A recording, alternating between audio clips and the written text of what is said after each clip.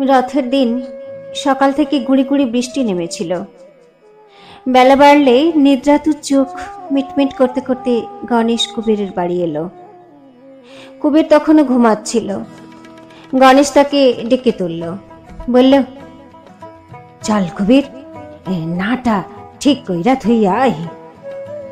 আমারে ডাইকা আজান খোড়া নাই গিয়া বইয়া আছে।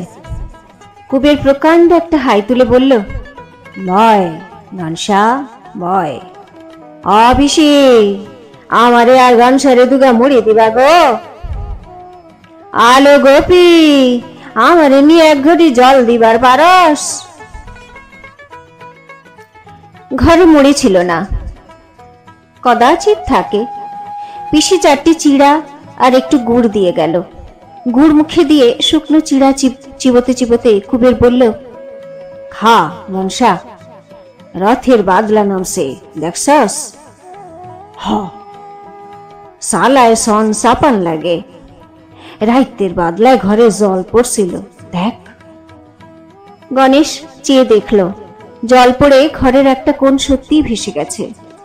জিভ দিয়ে সে একটা আফসোসের শব্দ করল, বলল, কোন দিয়া পড়ছে তাই বাঁচান, না তো জিনিসপত্র সকল ভাইসা যাইতো।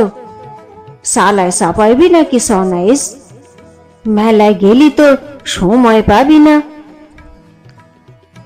কুবের মাথা নেড়ে বলল, সন কই? নাই তো। ছিল যে সন, গোপীর মার বিছানায় পাইত্যা দিছি। ব্যাপারটা বুঝে গণেশ গম্ভীর মুখে সায় দিয়ে বলল, ভালা করছস, চা বাদলা। ধীরে ধীরে তারা চিড়ে চিবোতে লাগলো। গণেশ যে তাগিদ নিয়ে এসেছিল সে যেন তা ভুলে গেল। খাওয়া বন্ধ করলো গণেশ আগে। বাড়ি থেকে সে দুটো পান্তা খেয়ে এসেছে। কুবের খাক। ঘটিটা উঁচু করে মুখে ঢেলে সে জল খেল। আরো দুটো চিড়ে মুখে দিয়ে বাকিগুলো কুবের দান করে দিল তার বড় ছেলেকে। বলে না দিলে চিড়েগুলো সে একাই খেতে পারে। সন্দেহ করে বলল, সন্ডিরে দুগা দিস লক্ষা। আই? লক্ষা মাথা নেড়ে বলল, উয়ারে পিসি দিব। পিসির আর নাই, দে কইলাম লক্ষা। কুবেরের 2 ছেলেই উলঙ্গ। বর্ষার ভ্যাবসা গুমটে ঘেমে তাদের শীর্ণ দেহ চকচক করছে। পিতৃদত্ত প্রসাদের ভাগ বাঁটোয়ারা নিয়ে ঘরের কোণে দুজনের একটা ছোটখাটো কলহ বেঁধে গেল। কুবের আর চেয়েও দেখল না। এ যে তার ঠিক উদাসীনতা তা বলা যায় না। মনে মনে তার একটা অস্পষ্ট উদ্দেশ্যই বুঝিয়াছে, শিক্ষা হোক, নিজের নিজের ভাগ বুঝে নিতে শিখুক। 2 দিন পরে জীবন যুদ্ধে সমস্ত জগতের সঙ্গে যখন তাদের লড়াই বাঁধবে তখন মধ্যস্থতা করতে আসবে কে? ঘড়িটা তুলে নিয়ে ঘরের সামনে সংকীর্ণ দাওয়ায় উবু হয়ে বসে কুবের উঠোনে কুলকুচো করল। গণেশের মতো ঘটি উঁচু করে আলগোছে জল খেয়ে কুলকে তামাক সাজতে বসলো। পিসি দাওয়ার এক পাশে ইলিশ মাছের তেলে ইলিশ মাছ ভাজছে, অন্য পাশে মালার আঁতর। নিচু দাওয়ার মাটি জল শুষে শুষে ওখানটায় বাঁশের অযোগ্য করে দিয়েছে। তবু ওখানেই ভিজে স্যাঁতসেঁতে বিছানায় নবজাত শিশুকে নিয়ে মালা দিবারাত্রি যাপন করবে। উপায় কি? যে নোংরা মানুষের জন্মলাভের প্রক্রিয়া। বাড়তি ঘর থাকলেও বরং একটা ঘর অপবিত্র করে ফেলা চলত। 2খানা কুড়ে যার সম্বল তার স্ত্রী আর কোথায় সন্তানকে জন্ম দেবে? ভদ্রলোকেরা উঠোনে অস্থায়ী টিনের ঘর তুলে দেয়, চৌকির ব্যবস্থা করে। যারা আরো বেশি ভদ্রলোক তাদের থাকে শুকনো খটখটে স্থায়ী আঁতুর ঘর। কুবেরের তো সে ক্ষমতা নেই। তার যতখানি সাধ্য সে তা করেছে। ভালো করে বেড়া দিয়ে বৃষ্টির ছাঁট আটকেছে। ঘর ছাইবার সনগুলি বিছানার তলে পেতে দিয়েছে। দেবীগঞ্জে রেল কোম্পানির কয়লা চুরি করে আগুনের ব্যবস্থা করেছে। আর সে কি করতে পারে? হঠাৎ 1 মিনিটেরও কম সময় ধরে ঝুপঝুপ করে বৃষ্টি হয়ে গেল জোরে। তারপর যেমন গুড়ি গুড়ি বৃষ্টি পড়ছিল তেমনি পড়তে লাগলো। গণেশ দরজার কাছে সরে এসে বলল, যাবি না কুবের? কুবের বলল, হ লাও যাই। আইসা তুই ক দেখি গণেশ, হিরু জ্যাঠার ঠাই দুগা সন চামো নাকি, দিব না? গণেশ বলল, হিরু জ্যাঠা সন দিব? জ্যাঠারে তুই চিনস না কুবির, কাইলের কাণ্ড জানস? বিহানে ঘরে ফিররা শুমু বউ কয় চাল বাড়ন্ত, খাওয়া ইচ্ছা কলা, ভর রাইত জায়গা ঘুমের লাইগা দুই চক্ষু আধার দেহে, চাল বাড়ন্ত। বউরে কইলাম, হিরু জ্যাঠার ঠাই দুগা চাল করজ আনগা, দুপুরে গায়ে গিয়া কিনা আনুম।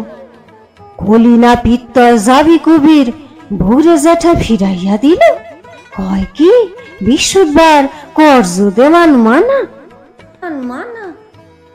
কুবের সবিস্ময় বলল, হ তোর নিজের জ্যাঠা না? নিজের জ্যাঠা বইলাই পিরিস যান বেশি কুবির, খালি নিবার পারে দিবার পারে না। এই কথাগুলো বলতে পারার মধ্যে গণেশের পক্ষে বিস্ময়কর বুদ্ধিমত্তার পরিচয় আছে। কুবের শিরশ্চালনায় সায় দিয়ে বলল, আমার ঘরে পাঠালি না কেন বউরে? গণেশ যেমন বোকা তেমনি সরল, সে বলল, তুই সাল পাবি কনে? এ কথায় অপমান বোধ করে কুবের উঠল রেগে। সাল পামু কনে কেন? আমরা ভাত খাই না? গরিব বইলা দুগা চাল কর্জ না দেওয়ানের মতো গরিব আমি না, যাই না থুইস।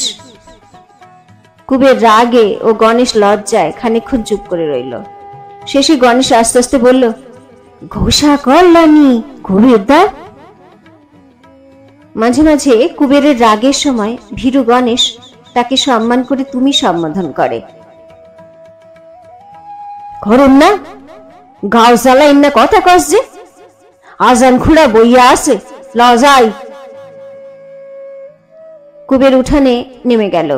বৃষ্টিতে ভিজে ভিজে উঠোনটা কাদা ও পিছল হয়ে আছে।